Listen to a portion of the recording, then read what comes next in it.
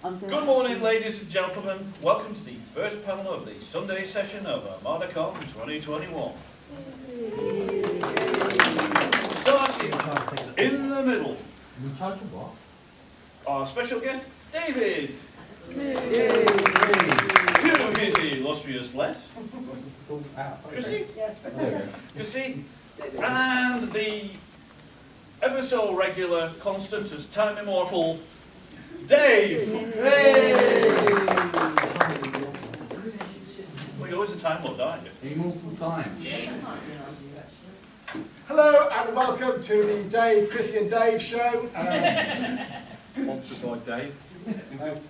Commissioned by Dave. Dave Turner here has very kindly allowed us to muscle in on his panel, or his item, to make a panel. I've always wanted to do a how to write and publish panel. So I found your way. Yeah. You're not on your own? But so yeah, so it's this, yeah, so, what day are we on? Friday evening, we were all having a chat, and we all kind of realised we were coming from a similar starting point, or a similar method, so I thought it might be a good idea to bring us all together and see where we're similar, where we differed, where we made good choices, where we made bad choices, in my case, many of them. Leading up to Dave. Yes. I thought it was just Dave and I who were independent publishers because I didn't understand what Magical was. So I think it might be a good idea if we each introduce what it is we do and how we do independent publishing. Leaving Chrissy to last. Combination of things. You like complicated and weird. I'll go first. So I think we touched on it yesterday. Obviously, I started in the screenwriting world, and then moved over to writing prose, and produced a small little story as a project, which was the first part of How to Be Dead. And then looking at it, I realised that logistically there wasn't any way of getting that out into the wild using any traditional methods, as essentially there'd be no money in it for a publisher. So I then looked into how I could get it out there on my own, and that's where I kind of read up more on Amazon, getting direct publishing, things like that, and then looked into the tools I need to do that.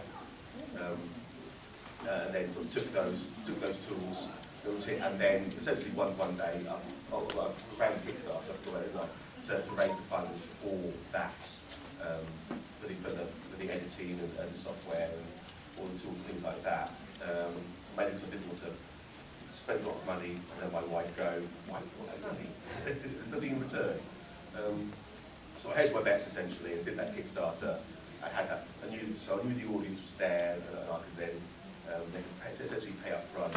I could then produce a finished article, get it out to them that way. And so yeah, December 2013 I think it was, the first part of How to Be Dead came out, and that went on after I sent it to the Kickstarter contributors.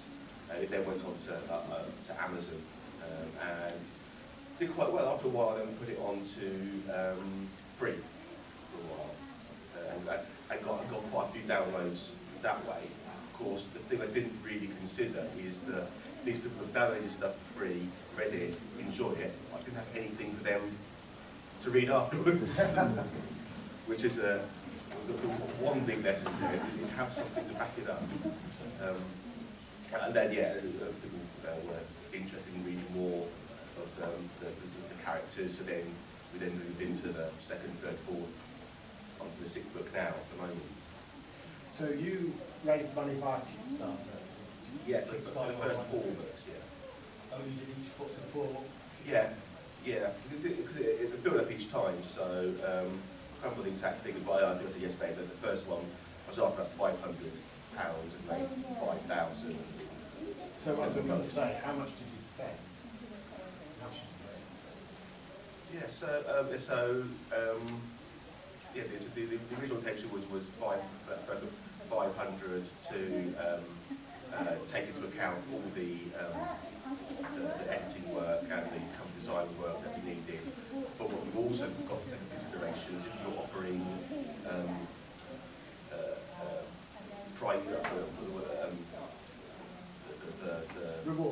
thank you.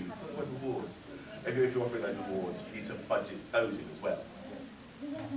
So originally I think we were offering hard copy versions of the book, T-shirts, badges, the ill-fated mugs, which we'll never talk of ever again. In fact, all that in. So yeah, the original sort of worst case scenario, I said we need £500 to kind of do it, so I done all the maths. But then it went on to I think, yeah, more than that 5,000 for that first Kickstarter. It was a lot of things to then. I don't think I really appreciated the amount of work that you then have to do to fulfil all those rewards for people. And then when it came out to the next book, Paperbacks, it felt like a natural thing to do that again. Because these people are kind of now on that journey. 5,000, that's clearly the thing to do, isn't it? Yeah.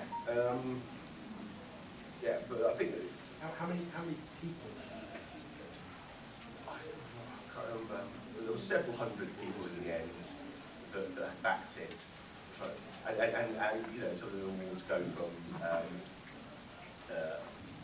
a few quid and get a badge up to, I think I offered 8 people for 50 quid or so, maybe more than 100 quid. The right that in the next book they would be brutally murdered. Or name a character after them and brutally murder them. In fact, one book, I think one actually got to be named the villain.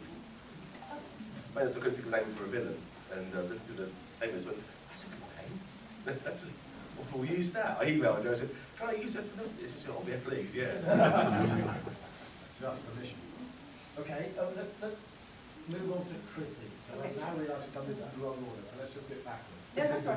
I think before I get to this, I need to tell you my publishing history, possibly will be. So I kind of steered away from talking about that yesterday when I was doing my panel just about the novel.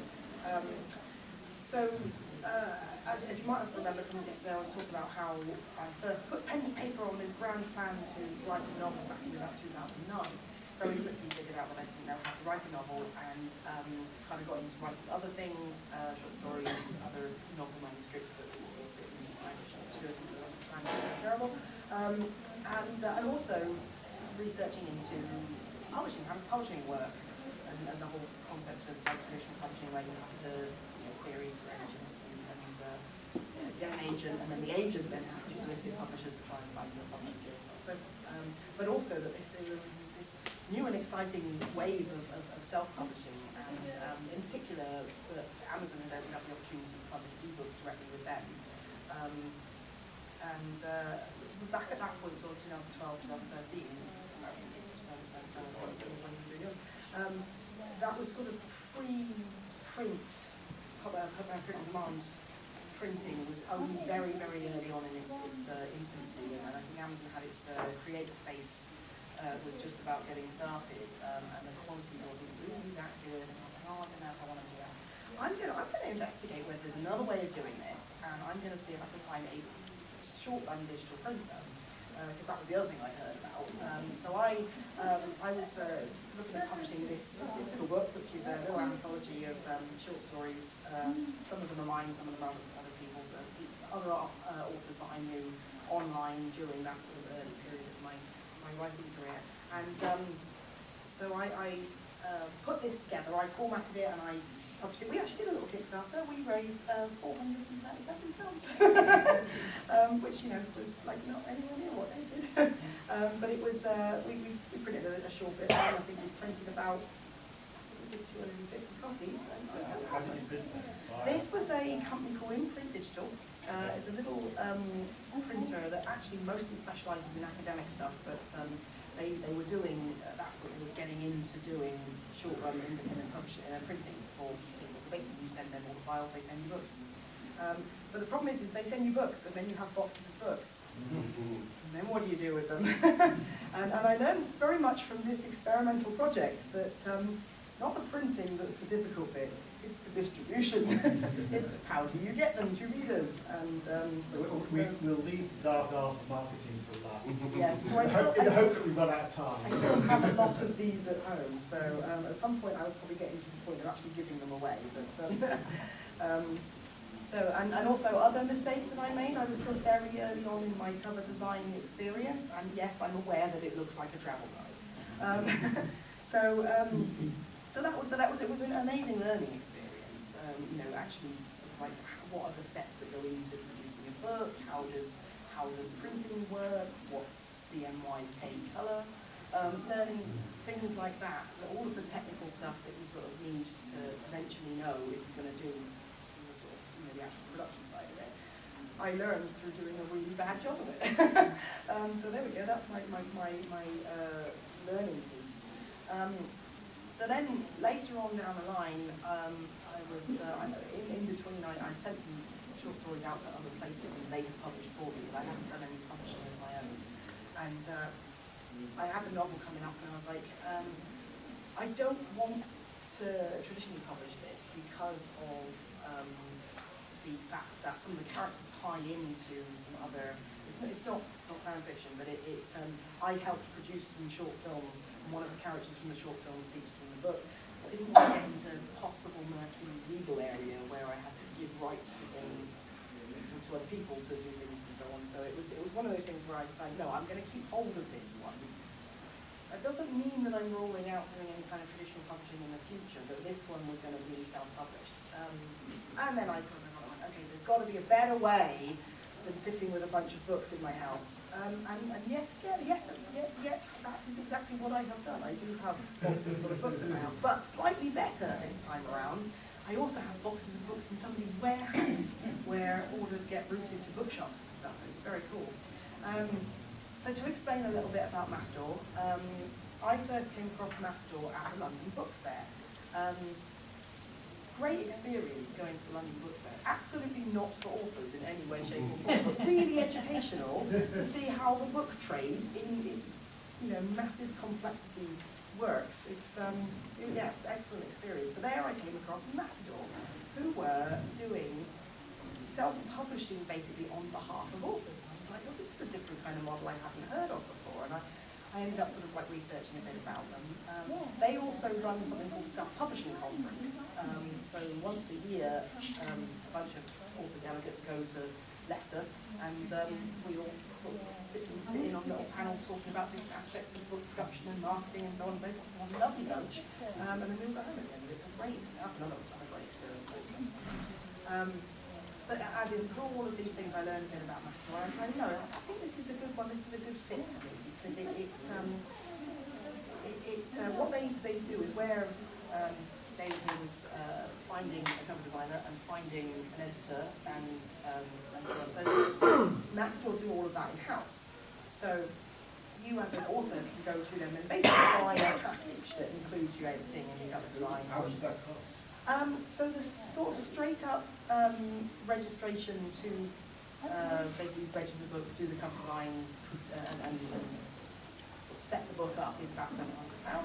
The one thing I will point out, it is more expensive than doing it solo, but it's sort of it all depends on how you value your time, how much you how much you are confident in your own abilities in certain areas and so on. It's a sort of more basically throwing money at the problem as opposed to throwing time at the problem in that respect. But so the copy editing for this massive tome was about 800. And then there was the print run. We did 500, which was about £1,500, but obviously that's all paid for up front as opposed to being taken out of each copy as you print it. So I went with them, partially because one of the things that they could do, and to be fair, they've almost become a little bit more redundant as print-on-demand stuff has evolved. But at the time that I decided to go with them and that I was going to use them as a service, they were offering something that you couldn't really get elsewhere, which was trade distribution. So, as I said, although I have printed lots of boxes of books, not all of them are in my house like they were when you in Great Space. Some of them are in Matador's warehouse, and Matador then feed into wholesalers and distributors and supply chain and so on and so forth. So you can walk into a branch of Waterstones and order my book, or you can walk into a union. So, if I understand it correctly, it's about £500. More than that, so that was the printing costs only. The editing printing cost was 1,500, but that was for 500 copies, so it works out about £3 a copy. The editing, the registration and setup and stuff, getting into the system was 700, 850, and then I had other costs that I spent on myself before it even got to them, so yeah, there were lots. You've got Ireland now and all. So it's a more expensive route to go, Right. but you kind of like end up with a product that is kind of a little bit more, it's a little closer to trad publishing in where it's available, how it's produced, and so on and so forth. But as I said, now that print on demand is very much caught up to that, it's not quite so unique. But at the time that I was deciding that was the route I was going to go, it was quite unique. But yeah, it's been a really good experience working with them.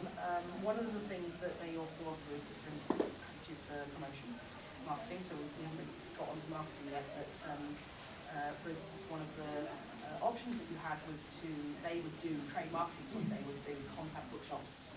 And You're dangerously going to dark arts. yeah, so I have. Stop So, them until you buy them. yes, that's it. So yeah. So anyway, Matador, basically the overarching sort of like summary of it is that they are what's called an author services company, sometimes also referred to as assisted self-publishing. And instead of being one person in the middle and having to get all your services and figure out where now to do everything, you go to them and they do everything for you and you pay them to do that. So unlike a hybrid publisher, they do not take a royalty cut going forward. So I still get Purely upfront costs. Yes, there are also you can get into the dark side of hybrid publishing, where you have the sort of more predatory companies that you pay them $5 grand up front, but they will also then take 50% of the royalties. Those are the ones you've really got to watch out for. So we'll come on to me. Do you mind if I act horrified? The fact that you spent £3 grand? You can do that, that's all. £3 grand!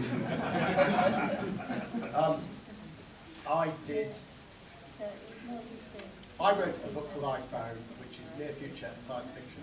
I'm trying to predict what's going to happen in 5 years' time. So as soon as you finish that book, the clock is ticking. You've got to give it out. And I sent it to traditional publishers. I've talked to an editor of a science fiction convention, and she said, send it to me. And I did. And I waited 2 years before I went, what are you done with this book, sort of thing. And she said, we've lost it. So I sent another copy, and they sat on it for a year, and I sent them another reminder, and I went, okay, it's not our cup of tea. Very quickly, you suggested to me they hadn't read it.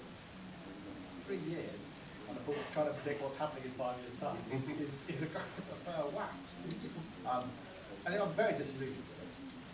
Started to do an MA in creative writing, and I started to give a lift home to a bloke called Andy Conway, who was the lecturer for screenwriting,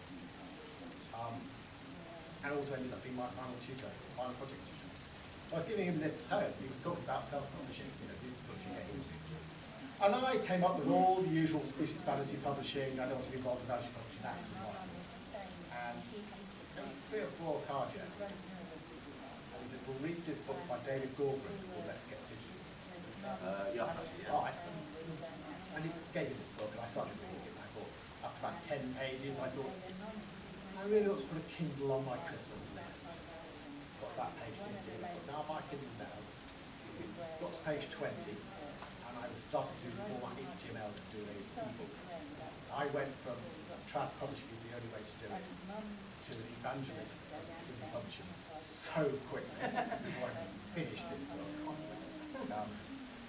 And then Andy Conway and I wrote this book called Public Publishing, which is why you should independently publish, and the latter half is how to do it, precisely how to do it, press this button, press that button. Andy gave it to somebody to beta read, and she looked at it and went, oh, that's a good idea, I've got this book. And she spent the weekend while Peter read this book, publishing her own book following on. So she got her book out faster than we got our guide on how to do it, which is amazing. And I'm always of the point of view that you can publish a book and spend absolutely no money. Don't have to spend a penny. Whether that's a good idea or not is another question. Because you do need a good cover, using editing, these things you can buy. If you become your own publisher, effectively you're trying to publish, all the control disappears. The other end, independent publishing, and in between is afterwards. That's what that happens. We formed New Street Authors, we formed New Street Authors, which is in Birmingham, it's a collective of people. We help one another by saying, you know, I'll format your book if you want. So that's my journey. That's what I'm doing. Really interesting you saying about you were working on a time frame because of the nature of the book. Another good thing about that is with self-publishing and indie publishing is I realised after a couple of years that there were some references in the first book that then dated it. I think I referred to Blackberries rather than iPhones, for example. So all I could do is go in, re-edit, rewrite the book, or edit the book so it brought it up to today's world, republish it. It's not like reading a book that's a few years old and being taken out of the story because you're seeing references that are old. You can keep it fresh and modern, and you don't have to deal with the publishing just in an afternoon do it. But there's someone at this convention who pointed out my German was incorrect in the Empire of Day. So I corrected it. When you independently publish, you have complete control over what you're doing, which is a double-edged sword.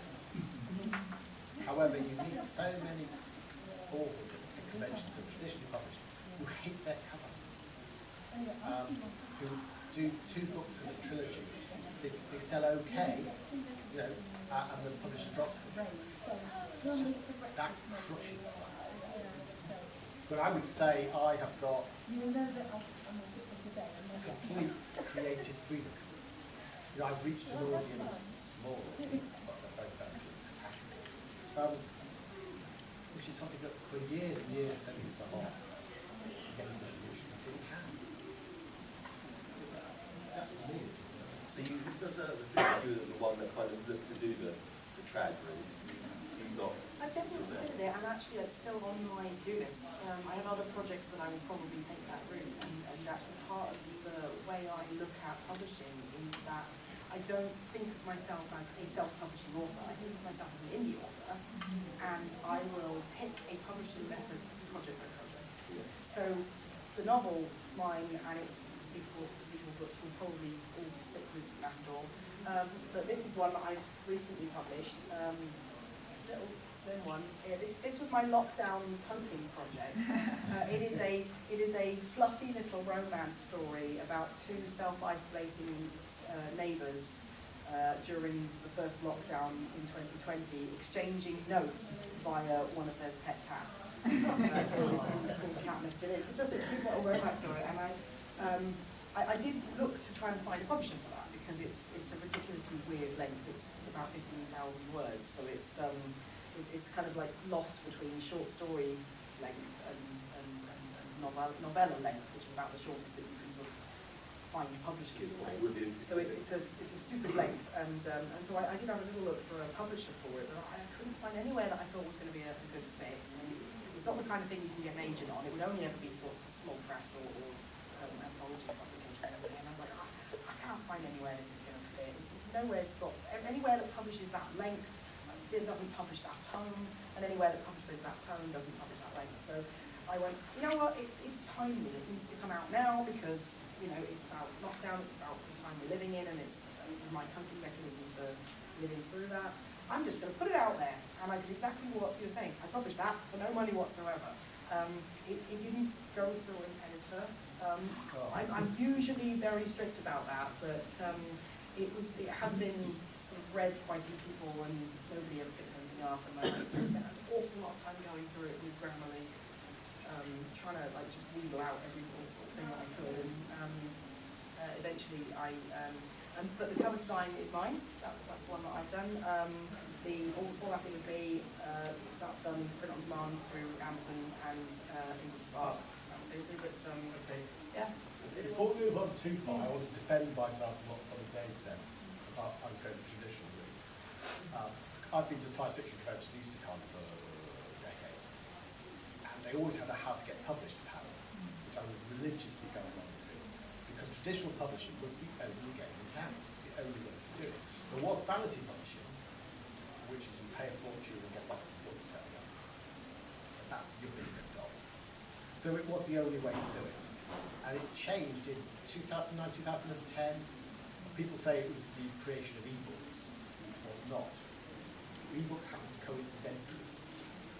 What it was is Amazon opened its bookshop, its shelves, to anybody. So you could put your book on Amazon in exactly the same place that Gollancz or Penguin or anybody put it on. So you could compete with the big boys. Previously, you could not get into bookshops. As an independent publisher, it was impossible. Now, you could. That shop window had been open for you, and that changed the game. You want to sell a really successful independent published book. The secret is to have done it in 2009. Because in 2009, maybe a year out, 2009, everybody bought a Kindle. In January, they wanted to put a book on the Kindle. Independent publishers sold loads and loads that month, January, February. That was the way. I carried on going to conventions. I kept going to, when I published, to these how to get published panels. And there was one where the publishers got really angry with the audience for the independent publishing question that turned up.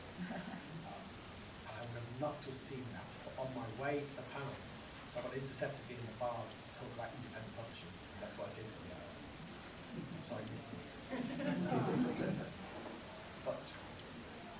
But it's completely split, independent publishing and traditional publishing. My friend Andy Conway did a lecture on authors who make a decent living out of independent publishing to his students.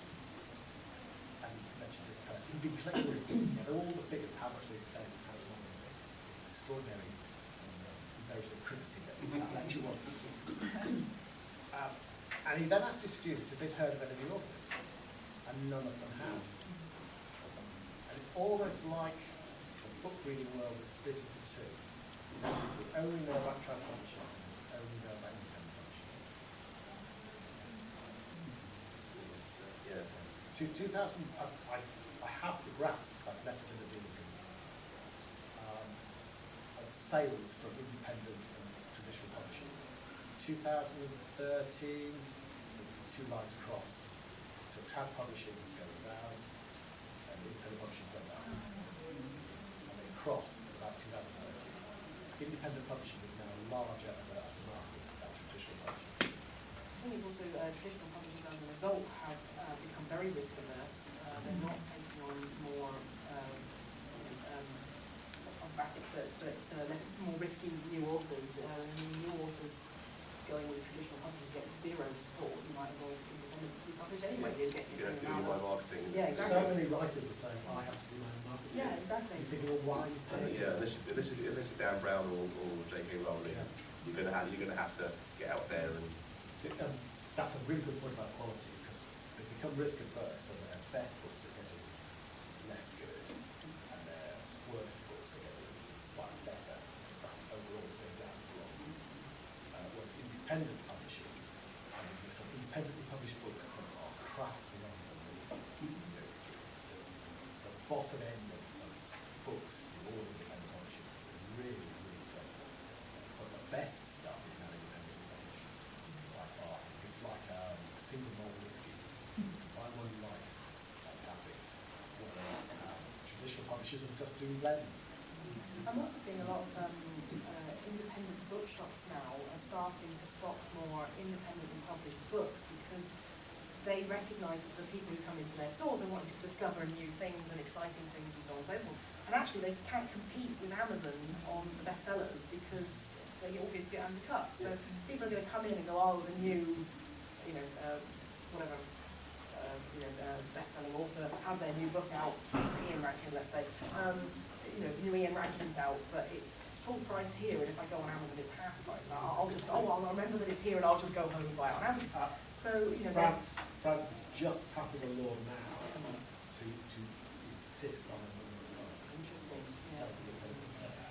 Because Amazon requires a bigger discount than anyone else. So not the normal trade publishing or trade distribution way it works is that publisher sells to the retailer, or usually buyer or distributor. People take cuts in between, but eventually it gets to the retailer, usually somewhere between 55% and 45% off the cover price. And they can then price it however they want to make their profit from that remaining portion that they've have that discount. Amazon requires 60% minimum. But that's off the traditional publishers. No, well, not For us. not for anyone publishing prints through Amazon. So, for instance, if I was with Matador, that goes through through a Orca, a distributor called Orca, and obviously that goes through like a traditional published book would. So that has to be on a 60% discount. I have to look up this fact in my own book. If you're traditionally published, you get about 17% of the royalties after costs are covered. 17. That seems a generous number. Well, it's not a generous number, in fact, because you've got to pay an agent. So we worked out it's 14.5%. So if you sell a book for 10 quid, you get £1.45. Money. No, that's not true, because obviously costs get taken away. But if you independently publish, you get 70%. You can get up to 70% by printing through Amazon. Yes. There are other ways of independently publishing that don't get you that much. That's very true, but the limit. But clearly, 70% versus 14.5 means you don't have to sell anything like as many books to sort of cover your costs and make profit. So do you guys sell more through the ebook route or the paper? My major selling route for myself was carrying a box of books through the bar at conventions and people taking the hit on me. Pretty sales are always good, I sell mostly paperbacks. Andy mostly sells in books. In fact, pretty much 100% of the books. I sell vastly more ebooks than paperback, which is a good thing because I do my paperback, because I don't sell particularly many. I do my paperbacks through Amazon, but the returns on selling a paperback for £9.99, whatever it is, £10, compared to the royalties I get from selling the same book for £4.99 as an ebook. The royalties from the £4.99 are vastly greater than the royalties I get because of the printing costs and everything. And when you sell the book on if it's over a certain price, if it's over £1.99, you have to pay a small amount of money for download, and then that's it. Then the rest of that 70% is yours. With paperbacks, the costs, a tenner book, about £5 is costs in the actual printing of it. If you do a print run, which you've done, it goes down to what you print. I think, just to give a comparison, this is a massively chunky book. It's about 500 pages.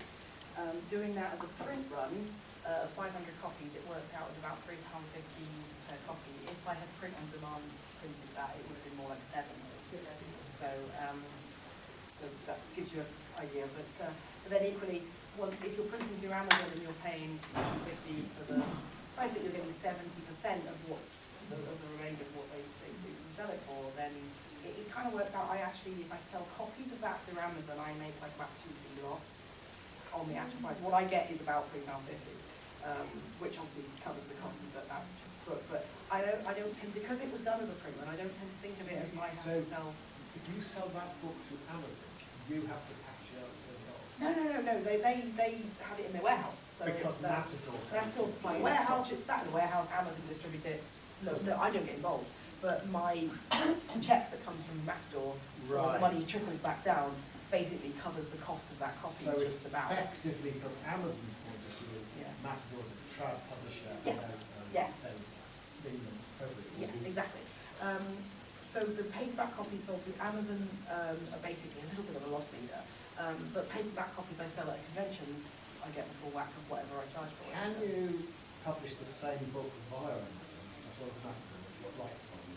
No. Although the ISBN number for that is a Matador ISBN because of the way they run the catalogues and so on and so forth, I could register another version with my own ISBN and do it that way. But it would just really dilutes it a little bit. So I mean, I sort of went the other way round when I did it. I published my print on demand via Amazon, but I also got non-ISBN books printed just went straight to printers to do that. I've got a box of books for myself. So some of my books have got a barcode on the back, like this one.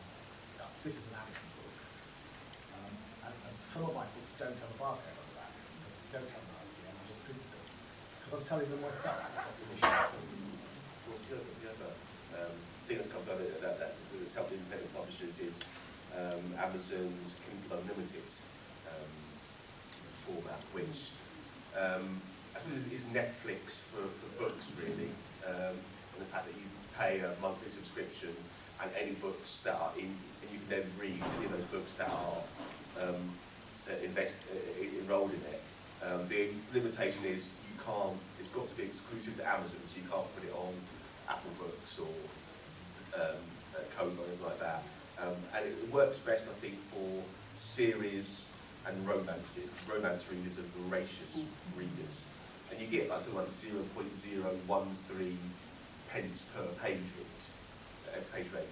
But if you've got enough books and enough readers, that I was in it for a period of time. I think it was 1/3 of my income was from Kindle Unlimited. And I think my books are if you've got a big chunky books, like 135,000 book, that's gonna make you a lot of money if X number of people read that book to its conclusion. One of my readers bought one of my ebooks and she was in Italy. And I found out she'd done this. And because I'd only sold one book by Italy, I could track how many pages she had read. I should probably confess that part of the reasons that I've gone some of the routes that I have is I sort of, on moralistic grounds, refuse to be entirely dependent on Amazon for my revenue. I like to be able to sort of support the rest of the book trade. I like to be able to sort of stock my local bookshop and for them to have copies in the window, for instance. I think that's a Stuff very like that. good moral point to have.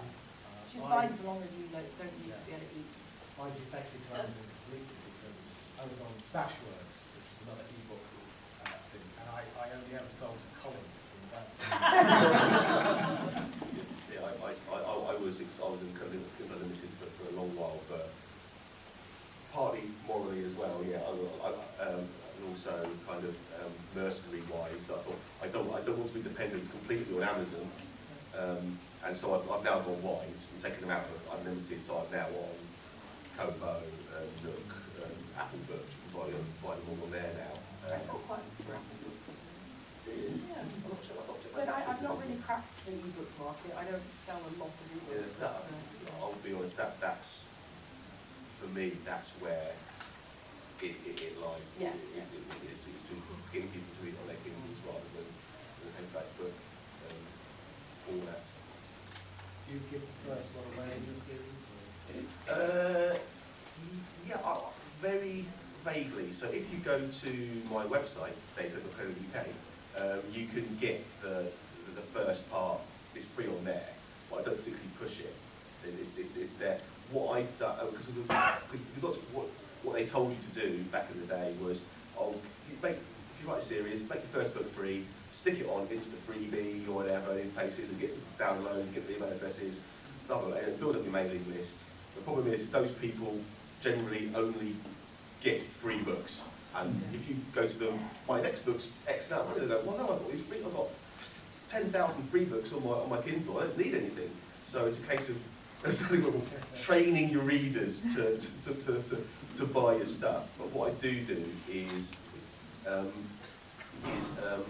wrote a short story which is technically a sequel to Four Horsemen, the fourth book. So I've got the idea that if you get to the fourth book, you know, you're a fan of my stuff.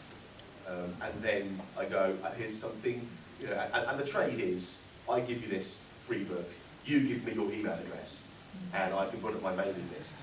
And so, though the growth of the mailing list is much slower, I know that the people on my mailing list are people I can sell to, and who are fans of my work. On that subject, in the dealer's room, if you sign up to my email list, I will give you a copy of Invasion of the Grey paperback. Interestingly, something when I was first sort of, you know, thinking about becoming more of my first album and writing, is I joined a writing group on Kelly Armstrong's forum on the internet, when forums was still the name before Reddit became the only forum. That was my first writing group. I got to sort of like, you know, share stuff with people, get critiques and learn the whole sort of thing. But one of the things I loved about Kelly Armstrong, who was one of my favourite authors, is that she put out this extra content on her website for her fans. Short stories, little bits of story that related to characters from the main books, but that were, you know, not really marketable. But she would just gave them to people, and it was brilliant. The community was really quite sort of enthusiastic about it. They loved sort of reading these things. It was a big part of it, and I was like, that's the kind of author I want to be. I want to have that sort of extra things that people can enjoy as part of, like, you know, being one of my fans. So, as I was saying about earlier about picking a publishing method per book or per project, some of my stuff is I literally produce an ebook and it's free, and people can just download it from my website. So, you know, that's. I tried that. I was advised that you give something away for people to sign up, and, you know, it's a short story. And I knew that I was going to take my series from England to set the next book in India. And I thought, well, they're going to travel through the Suez Canal. I'll write little short stories out of the Suez Canal. And that turned out to be 120,000 words. So I utterly failed. Yeah, so one of the ones that I've done is a follow-on. Basically, it's an extended epilogue to mine there, and it's just entirely character-driven scenes that really just made the end of the book way too long. So it was never going to go in the book. It was never planned to go in the book. But I'm like, I'm going to write this little extra short story, and I'll just sort of read the book, and then I go, if you'd like to read a bit more of the story, this. So part of building up a relationship with your fans. I love that part of independent publishing. That fact that you can just pick and choose different ways of doing things, and it all works together. I mean, you know, having sent stuff off endlessly to magazines and then to traditional publishers, and I published my own book, I went to Redemption, and sold them in the bar, put them in my heavy bars. And then I went to Easter a couple of months later, and I was in the registration queue, and this bloke bounced up to me, "Read your book, brilliant!" He went off. That was validation. Years and years of disillusion. Extraordinary. You know, I've got creative control. I feel artistically sort of satisfied. It's just the sales. And once we crack that, we'll be unstoppable. Which is marketing. But sadly, we don't have time for marketing because I want to own expressions and answers given the time. If that's all right with you. Yeah. Anybody got any questions? Put your hand up. Otherwise, we'll just start dribbling like marketing. Yes. How close to earning a living from your writing are you now? Me. Oh, both three of you. Oh, we've gone. You talk stats now, so I've just done my tax return. So, in the last tax year, I'll be honest here, I made profit was about 20 grand. But I have a mortgage and 3 children and a wife to support. So what I was tending to do was, I'm a business analyst in the real world. So what I tended to do was work on a contract on a project for X number of months, do that, get the money in the bank, then spend some time writing, or trying to write, get some more money in the bank, then new contract, blah, blah, blah. I missed that. 20 grand from what? For writing? Yeah.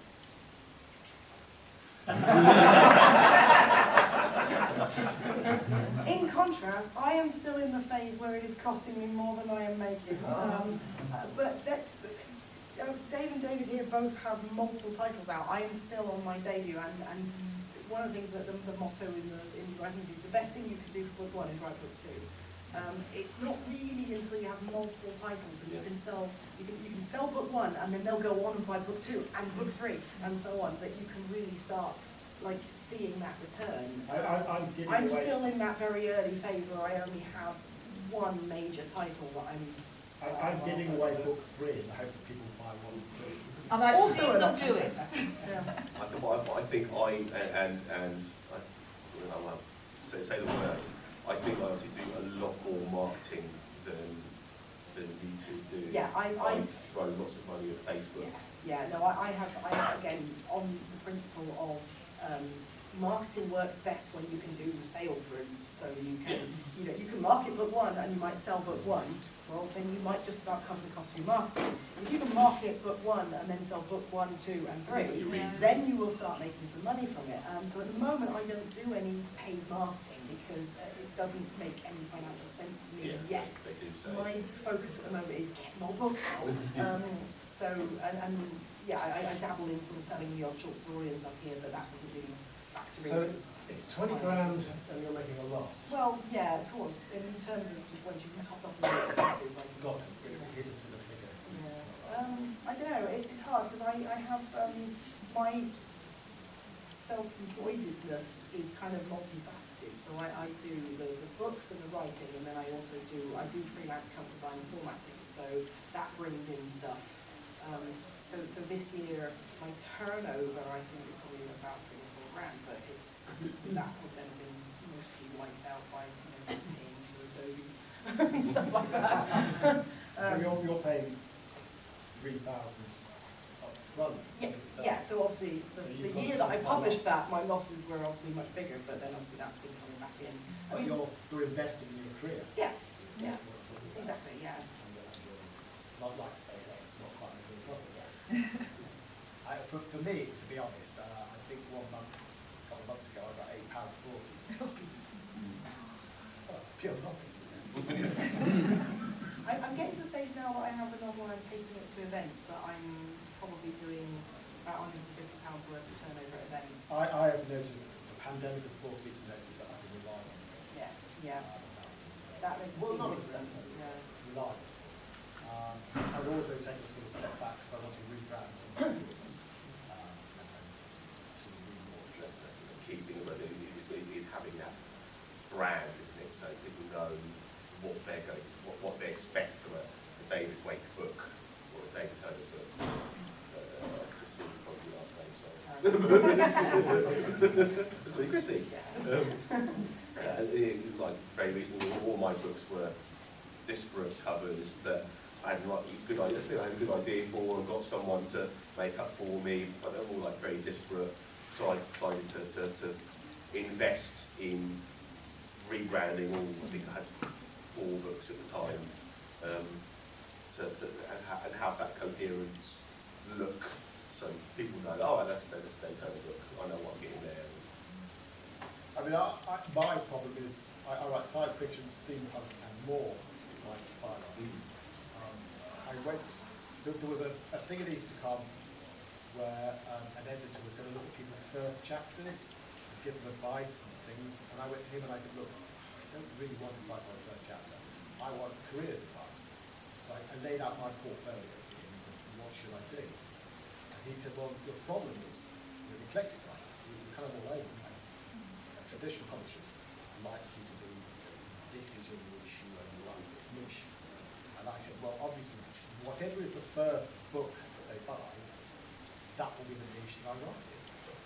Come along, a the reason they like it in a particular niche is it's easier to market. When I'm independently published, of course, I can be an eclectic writer. I can publish things that are wildly different from each other.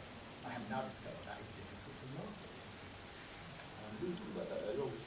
You're on Chrissy Harrison and So most of what I write is speculative fiction, whether it's fantasy, horror, or the other sort of umbrella, like anything sci-fi, anything under the sci-fi fantasy umbrella is my main stuff. But I also occasionally write stuff that doesn't have any speculative elements, so romances and stuff like that. And in order to not dilute the Chrissy Harrison brand, anything that I want to publish about, I'm going to publish under CJ Harrison. And those two will almost act as two separate brands. Not that I have much to publish under that at the moment. I said this is basically the only one, but I didn't want this sitting on my Amazon author profile next to this one, because people were going to go, I don't get it. I don't get why there's a scary mime artist next to a kitten. So I decided to keep those two sort of slightly separate. Yeah, so. And how do you do that? So you end up with your pen name for your romance stuff and your pen name for your horror or whatever the person writes. Yeah, you literally have two different mailing lists for them. You have two different structures. Somebody did point out that I had gone the opposite way to the normal trend, where as a woman writing in sci-fi fantasy, I chose to publish my sci-fi fantasy stuff under my actual name, and my romance stuff, where a woman would be more accepted under my initials. When normally it's the other way around. And I'm like, okay, no, I'm going to stand up for And my colleague writes under a different name, and he writes a lot of it. He doesn't want his science fiction, he writes a lot of his stuff. And he has never admitted to it. So I have no idea if it's good or not. Anything else? Otherwise, oh, go on, please. Okay. Who do you print through and why? I mean, we heard a bit about Amazon, but for example, Dave, yes, if you go through to KDP, you send files in, and they print it on demand, normally in Poland. I noticed when Chrissy looked at my book on the Friday, she immediately went to the back page to see where it had been printed. You could tell an independent publisher like where they look in a book. So it doesn't bother you, because Amazon just deal with that. Files go on. But if you want author copies, it's expensive to get them from Amazon. It's cheaper to get them printed somewhere else. If you're going to do 50 or 100. I think I worked out what break-even for one of my books was about 23. It just wasn't worth it doing it for less than 24 or less than 100. And there are a couple of places in the sense that you mentioned. Imprint Digital was a little company I used way back when. They are still going, but they're maybe not as competitive now. I think one of the big changes in the landscape is that big printer called Plays, that were a printer for the publishing industry, opened up to indie publishing. And they now I think probably, if I was to give a recommendation, I would probably say Play. I'll talk a bit later in my panel about another company I've worked with, which is TJ International, and they are not so easy to access as an independent publisher, but they are really good. I've used printdomain.co.uk. They've been very, very good, but they've employed somebody whose quality control is not so great. And you've been desperately trying to say, look, you need to do something like this. I've been to a factory. Another one as well, which I can't remember the name of. It changes.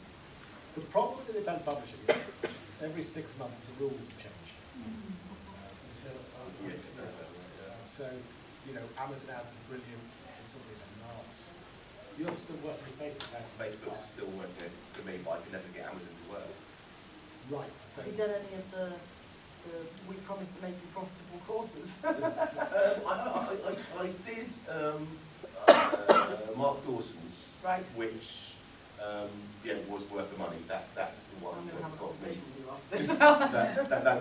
That's the one that got me how to use Facebook ads. And afterwards, it was a case of I dabbled, and then 2019. I was horribly ill, it couldn't work, And then I thought, you know what, I'm going to give this a go. So I literally got the credit card and went, right, I'm going to set the ads have been doing okay, I'm just going to set it up and chuck some money over this month and see how that goes. And that was kind of the start of I mean, Dave here has mentioned a Mark Dawson course. There are lots of courses that you can do that people will charge you a lot of money for. Some are better than others. It is sadly an element of independent publishing that people jump on top of you and try to make money to give you advice on how to do things. On a slightly different subject, here's my book, Home Publishing. Anything else? Yes? Should we go for summing up if there's no question, otherwise it's marketing. that's the one thing I could do.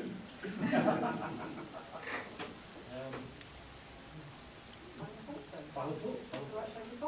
My final thought then would be indie publishing is not an either-or choice between with crowd publishing.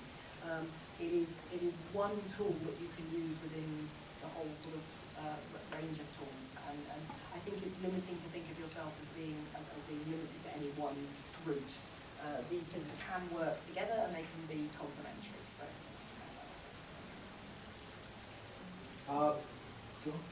I'll follow what Chris has just said, because I don't agree personally.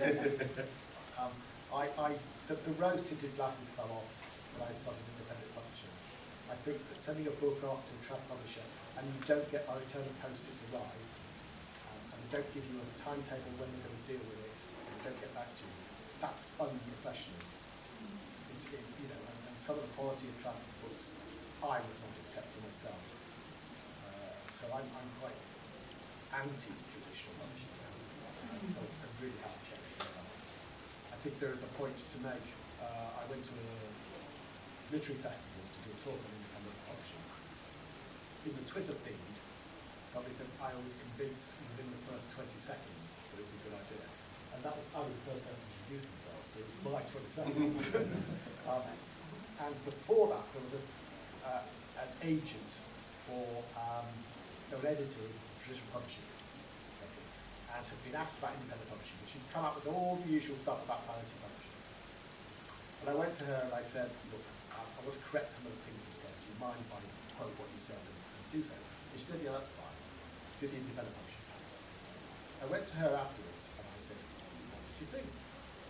She hadn't gone to the panel. She I tried pushing me. She really wasn't interested in it at all. And I said, there was a panel, there was me, there was somebody who sells books, talks and so forth. And it's a hybrid publisher. You can decide now whether to try to independent published. And he makes $35,000 a year. And she went, immediately interested. Now, all that stuff you're talking about, curating the work and you're believing the writing, nonsense. Bottom line. There's another word for that, and it's gatekeeping. That's it. The gatekeepers. This would be my sum up. The gatekeepers have disappeared. We, as authors, think we are in charge and we are empowered by it. But in fact, the gatekeepers have now become the leaders. You can read anything you want. Nobody's stopping you. Nobody's telling you what to do. And that's fantastic. Yeah, it's been that. I was also yesterday. What interested me in it really was that do-it-yourself attitude that you can bring to this. I can, through things like Facebook groups and my Facebook page and adverts, I can talk directly to someone who I think will be interested in reading this book. And it opens up a whole realm of possibilities that I didn't know was there until I started to look into how to get these collection of words that I put together out there. It's really well. There's a question over here. Oh, well, very quick. Very quick. You were talking about you can track how many pages people have read? Only because there was one person in Italy who bought it. And is that just on this the Kindle?